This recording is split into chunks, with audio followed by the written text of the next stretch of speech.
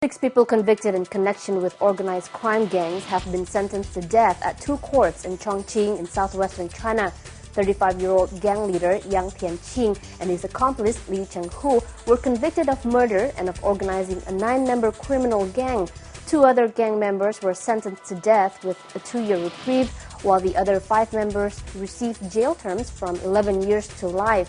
Meanwhile, a separate court handed down the death penalty to Liu Chongyong and his right-hand man Zheng Xin, who ran a 22-member gang.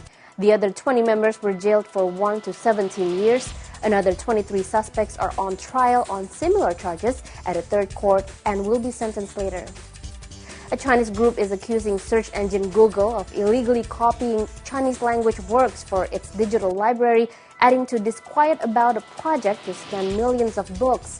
The government-affiliated China Written Works Copyright Society has urged authors to stand up and defend their legal rights. Chinese media reports say nearly 18,000 books by 570 Chinese authors have been scanned by Google and are included in its digital library, most of them without any notification or payment to the writers.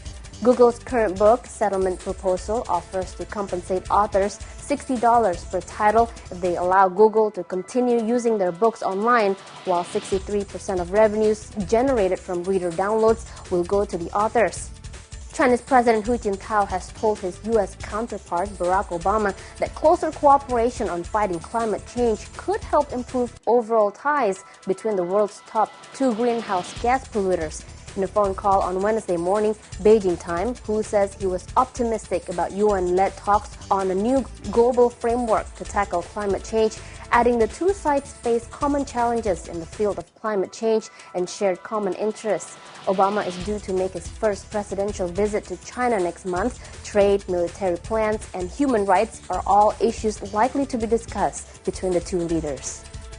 Police in northern China have shot and killed 1 escaped inmate and captured 3 others. The prisoners had staged a dramatic prison break over the weekend, leading to a large-scale manhunt.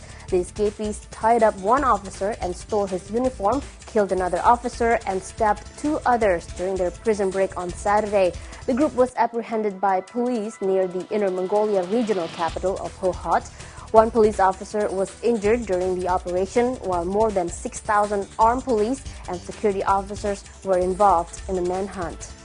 The attempt by Chinese car maker Geely to buy Ford's Volvo car unit is reportedly in danger of stalling over disagreements about intellectual property rights.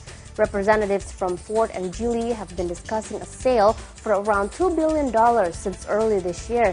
The latest talks in London are focused on Ford's concerns about sharing its proprietary technology and plans for new products.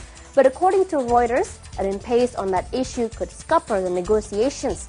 Goldman Sachs recently invested $334 million in Geely, a move widely seen as boosting Geely's growth ambitions. And a new survey from eco-activist organization Greenpeace says 10 Chinese companies and 8 multinationals have been involved in holding back information on pollution emissions. The 10 Chinese companies include Sinopec, China Shenhua, Aluminum Corporation of China, Dongfang Motor Corporation, and China Resources Enterprise, while the 8 multinational companies are said to be Shell, Samsung, Nestle, LG, Kraft, Motorola, Denso Corporation, and Bridgestone. Greenpeace says that none of the 18 companies disclose their pollution emission information to the public, despite Chinese regulations which require them to do so. And that's the BON headlines for now. We'll be back with more news in just a moment.